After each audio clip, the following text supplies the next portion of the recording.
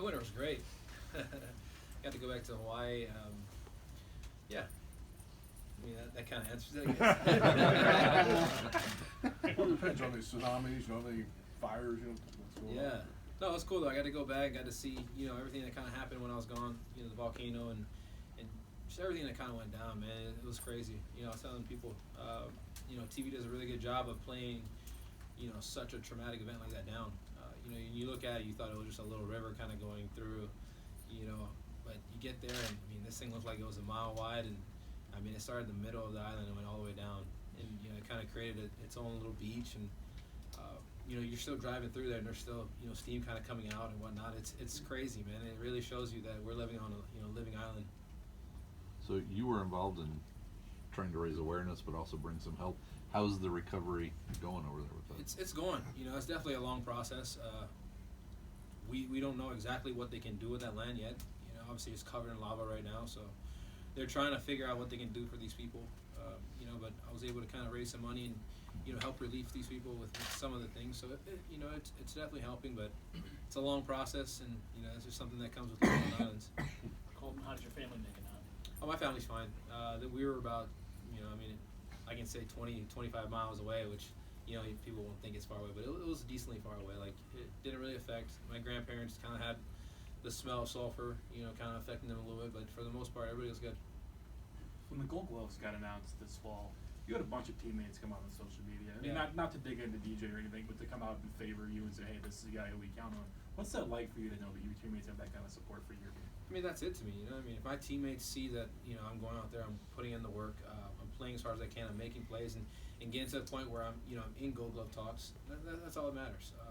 Obviously, I was hoping to win that award. That was something that was a goal of mine to achieve. But when you look at the three guys who were nominated, it's hard to pick one.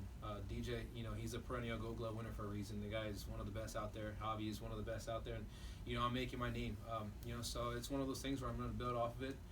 Try to continue to be better for my team, and just as long as I'm winning, that's all that matters. Is it the goal again for 2020? I think it's the goal for the rest of my career, is to go out there and constantly put pressure on trying to win a Gold Glove. Just if I'm doing that, I know I'm doing what I need to do for my team, and that's all that matters. Is trying to make sure that I'm playing as hard as I can for these guys behind me and in front of me, and making sure they know that defensively I'm never going to step off. I'm always going to be there. Defensively, even if offensively it's not there, defensively it's going to be there. So how much of that do you think was just staying on the field when you look at the amount of innings that the other guys had at second base? Yeah, you kind of look at how it went down. I didn't even start basically in the beginning of the season.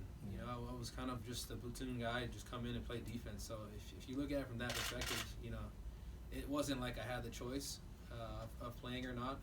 I just took what I had, I took what I was given, and made the best of it. When I was told to go out there and play defense, I did it to the best of my abilities, and I think that's what kind of was able to get me into Gold Glove talks. Do you think that's the next step, though, is kind of getting that 130 games? Absolutely, yeah. absolutely. Injuries obviously play a big role in my career so far. When I look back at the first 5 years of my career in the big leagues, injuries have definitely hindered a lot of my game and where I thought I could have been. So just trying to figure out the best way of staying healthy, staying on the field, and really focusing on staying with these training staff and guys, and making sure that I have a good routine where I can be good and stay on the field. What do you think being able to play defense next to Paul Goldschmidt is going to do for you this year? Oh man, it's gonna be fun. It's gonna be so fun to have that guy there. Gold Glove, perennial Gold Glove winner that he is, and I know I'm not the most accurate thrower, so to have someone there that's gonna be able to pick it like he does and help me out in tough situations, it's gonna allow me to be more aggressive. Take more risks, take more chances, and try and help these guys. Does he create a reverse shift kind of where you can shade more to the right and Paul can shade more to the right? I think just so. because of his. Yeah, absolutely. It definitely allows me to be more free and go after balls that I know I can go after, and I guess not go after balls to my left because I know he's going to be there. But then again, it's going to be fun, man. When you have him and me on that side, I think it's going to be some kind of competition where we just don't want to let anything past us. When Mo made that decision of trading for him, man, that was the first thing I told him. I was like, it's going to be tough for these guys to sneak a ball past us on the right side. And, that's going to be something that I'm going to pride myself on. I know he will too. There's a lot of Cardinals that are, including Goldschmidt, whose deals are up at the end of this year. You've got at least another year after that. Yeah. I know you're not going to be in his ear every day, like stay, stay, stay. But can you describe like how like your desire to maybe help him along the way want to stay in St. Louis long term? I mean, when you look at someone like a Paul Goldschmidt, that is a Cardinal, man. Like how he plays the game, how he goes about his business, that is the Cardinal way, you know. And so to have someone like that, you know, hopefully to re-sign back with us and to be with us long term, that's something that all these guys who are coming up, getting drafted by the Cardinals, are gonna be able to look at and see. This is how I want to play the game. You know, this is the guy who's a perennial MVP, who's a perennial Gold Glove, perennial Silver Slugger. This is who I want to be. This is who I want to mimic. This is who I want to follow. And you know, even someone of my, you know, who like me, I want to be in this guy's ear. I want to be sitting next to him. I want to be finding out what I can, because he's Paul Goldschmidt for a reason. The guy does it, you know, year in, year out. And you know, if I can pick his brain and learn something, it's gonna make me better. How has your communication been with Mike Schilt this offseason, and how has that differed from previous off seasons for you? Yeah, I think you know, me and Mike. I started my, you know, professional career in, you know, my first year in AA. Mike was my manager, and I got a, you know, really good. Got to know him really well. You know, got to really, you know, figure out him as a player, or I mean, as a person, as a coach, and he's always been really good at communication. He's always been really good at keeping up with guys, talking with guys, you know, filling guys in on, you know, what our roles are going to be this year and whatnot. You know, before I even went out to sign or do any of this stuff, I was actually up in his suite talking to him about, you know, this year and what we're going to do, you know, how spring training's going to look, and just to have that kind of communication going into it, you know, that's huge, man, because at the end of the day, we are all adults, we're all men, but to get treated like it, and, you know, for the manager to kind of come at everybody and, you know, what do you think about this, what do you think about that, you know, that's how you build chemistry, and that's how you build, you know, a family, is the fact that we can all talk and you know, get our ideas out. Is it too early, but did he share maybe a different vision, or where do you fit in the lineup this year with some new pieces going in there? You know, I think I'm still going to be the same place where I was last year, you know, around the 7th, 8th hitter, I think. You know, you look at how our lineup is stacked, Right. that's just where, you know, where the, I guess the cards lie. You know, you look at me and Bader, we're going to probably be switching off around there, you know, depending on who's pitching, and, you know, I think that's going to be it. You know, you look at it, I mean, me and Bader can both do damage down there. You know, it's about an understanding of how to hit 8th. I think people, you know, kind of overlook 8th, but don't realize how hard it is to hit down there. You know, when you got the pitcher behind you, these guys really know, they have ideas of what they're trying to do, you know, so you need to be on the same page and, you know, figuring out, you know, how they're going to attack you, if they're going to attack you, and, you know, the best way to go about it. So I think, you know, me and Bader are going to be on that, you know, starting spring training, you know, really talking back and forth on how we can be the best 8th, 7th hitters that we can be. Well, the defense got like a lot of national attention, but offensively, especially in the second half, you had some numbers that were probably better than they'd ever been in terms of zone discipline or being ahead of the count. Obviously, the numbers for the season might not have been what you wanted, but I'm curious, when you look back at your offensive growth last year, how do you evaluate that? What did you see that you changed that worked? I mean, just, I mean, I don't want to be that guy, but, you know, for me, I've always preached that, you know, playing every day and getting the ability to go out there every day will change my game. You know, it's been like that since I started playing baseball. If I just go out there and I get a chance to play every single day, I know my numbers are going to be where they're going to be. I know I'm going to be the player that I'm going to be, you know, year in and year out. It's just a matter of having somebody who believes in me to, you know, go out there and play every single day.